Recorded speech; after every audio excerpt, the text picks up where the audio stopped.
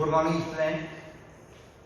BSc second की physical chemistry का आज जो टॉपिक पढ़ते हैं, calculate the value of W, Q, del E and del H. इन चारों की वैल्यू कैलकुलेट करनी है for ideal gas in isothermal expansion. Isothermal expansion में डब्ल्यू को कैसे कैलकुलेट करते हैं, क्यू को कैसे कैलकुलेट करते हैं, डेल ई को कैसे कैलकुलेट करते हैं और डेल एच को कैसे कैलकुलेट करते हैं। तो देखो, इसके लिए एक एक्सपेरिमेंट करते हैं। सपोज ये एक सिलेंडर है, ये इस प्रकार से एक सिलेंडर है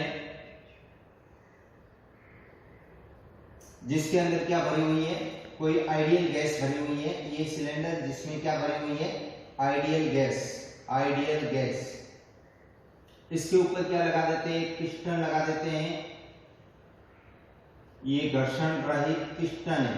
क्या है, घर्षण रहित पिस्टन है।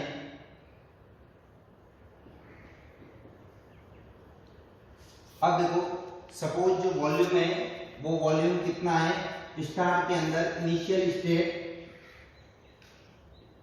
The volume of gas in initial state. Initial state के अंदर वॉल्यूम सपोज कितना है, V1 है। The volume of gas in final state, final state में कितना है, सपोज V2 है। अब देखो, पहले मान लो कि इसका जो प्रेशर है वो PEH था, P एक्सटर्नल प्रेशर है। तब वॉल्यूम कितना था, V1 वॉल्यूम था। अब क्या करते हैं, एक्सपेंशन करना है तो प्रेशर को क्या कर देते हैं, थोड़ा सा कम कर देते हैं। डीपी प्रेशर क्या कर दिया आपने, कम। पहले P एक्सटर्नल था और अब कितना कर दिया, डीपी कम कर दिया। जब डीपी प्रेशर कम करोगे उस कंडीशन में क्या होगी, ये पिस्टन जो पहले यहाँ था वो ऊपर की ओर खिसक कर कहाँ आ जाएगा, यहाँ पर आ जाएगा। और ऐसी स्थिति में जो गैस है पहले इतने वॉल्यूम के अंदर थी, अब उसके वॉल्यूम में क्या हो रही है, वृद्धि हो रही है। तो वॉल्यूम V1 से कहाँ हो गया, V2 वॉल्यूम हो जाएगा। अब इसके लिए अगर वर्क कैलकुलेट करते हैं तो वर्क इज इक्वल हो जाएगा, W is equal integration of the V1 to V2 P external minus dP into dV। ये इस प्रकार से हो जाएगा। और dV का क्या है, V2 माइनस V1 है। dV जो है वो dV क्या है, उसके आयतन में परिवर्तन V2 माइनस V1 है। अब चूंकि dP जो है, dP is very very less than P external. dP की वैल्यू जो है वो P एक्सटर्नल के कंपैरिजन में क्या है, बहुत ही कम है। और बहुत कम होने के कारण dP को क्या माना जाएगा, नेग्लिजिबल। dP नेग्लिजिबल, इसको क्या माना जाएगा, नेग्लेक्ट कर लेंगे, नगण्य माना जाएगा। जब ये नगण्य होगा तो उस कंडीशन में W बराबर अपन क्या लिख सकते हैं, W बराबर integration of the V1 to V2 PdV। क्या लिख सकते हैं, integration of the PEH dV या PdV।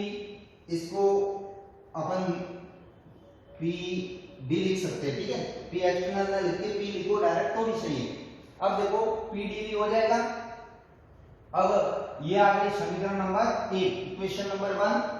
अब एक समीकरण अपन ने पढ़ी है, we know that PV is equal RT। PV is equal RT ideal gas equation है। अगर यहां से P की वैल्यू कैलकुलेट करोगे तो P is equal RT upon V। ये इक्वेशन नंबर 2 आ गई। इक्वेशन 2 से वैल्यू किसमें पुट अप करो, 1 में पुट अप करो तो क्या हो जाएगा, फ्रॉम इक्वेशन 1 एंड 2, समीकरण 1 और 2 से W इज इक्वल क्या आ जाएगा, W is equal integration of the V1 V2 P के स्थान पर क्या लिख दो, RT upon V, RT upon V फिर dV। ये हो जाएगा। जब इसको सॉल्व करोगे तब आ जाएगा W इज इक्वल RT को बाहर ले लिया, integration of the v1 to v2 dv upon v, ये हो जाएगा। जब इसको सॉल्व करोगे तो w बराबर हो जाएगा RT log, इसको क्या लिख सकते हैं v2 माइनस v1, और सॉल्व करोगे तो v2 अपॉन v1 आ जाएगा। ये log e है, इसको log 10 में कन्वर्ट करोगे तो मल्टीप्लाई किससे करोगे 2.303 से, तो w इज इक्वल आ जाएगा 2.303 RT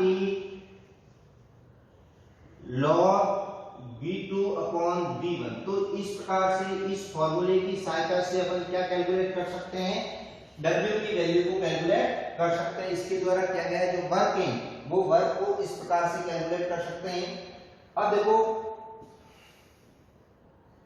according to boil rule के अकॉर्डिंग अगर देखें तो क्या है, P1 V1 is equal P2 V2। इसको अपन यूं भी लिख सकते हैं, P2 को इधर ले आओ, P1 upon P2 is equal V1 को उधर ले जाओ, ये हो जाएगा P1 upon P2 is equal V2 upon V1।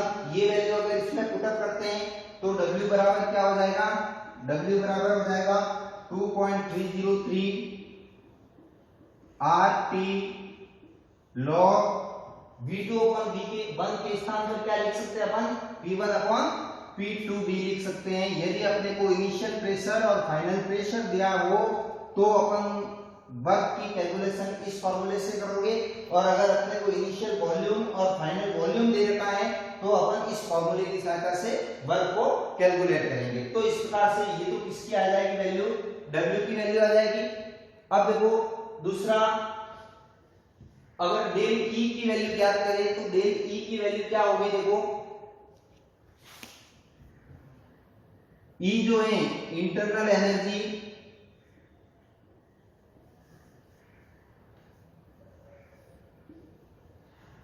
is the function of temperature। Internal energy किसका फंक्शन होती है, टेम्परेचर का फंक्शन होती है। और देखो यहाँ पर आइसोथर्मल एक्सपेंशन, आइसोथर्मल प्रोसेस किसको कहते हैं, जिसमें टेम्परेचर में किसी भी प्रकार का कोई चेंजेस नहीं आता है। आइसोथर्मल प्रोसेस में क्या होता है, इन आइसोथर्मल प्रोसेस के अंदर डेल T बराबर कितना हो जाएगा, 0। और अभी अपन ने क्या लिखा है कि internal energy is the function of temperature का फंक्शन है। अब टेम्परेचर में परिवर्तन 0 हो रहा है तो इसका मतलब डेल E में परिवर्तन भी कितना हो जाएगा, 0 हो जाएगा। डेल E में भी परिवर्तन कितना होगा, 0 होगा। तो डेल E की वैल्यू भी कितनी हो जाएगी, 0 हो जाएगी। दो वैल्यू तो आ गई। तीसरी है क्या कैलकुलेट करना है, Q को कैलकुलेट करोगे तो देखो according to first law of thermodynamic का फर्स्ट लॉ अपन ने पढ़ा था, Q is equal del E plus W। Q is equal del E plus W। अभी देखो डेल E की वैल्यू किसके बराबर है, 0 के बराबर है।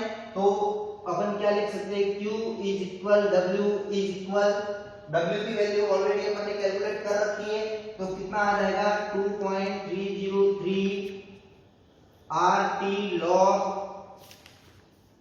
V2 upon V1। तो इस प्रकार से किसकी वैल्यू आ जाएगी, ये W की वैल्यू आ गई और Q की वैल्यू आ गई और डेल 3 हो गए। चौथा क्या है, डेल H कैलकुलेट करना है। तो डेल H कैलकुलेट करना है तो क्या लिख सकते हैं, we know that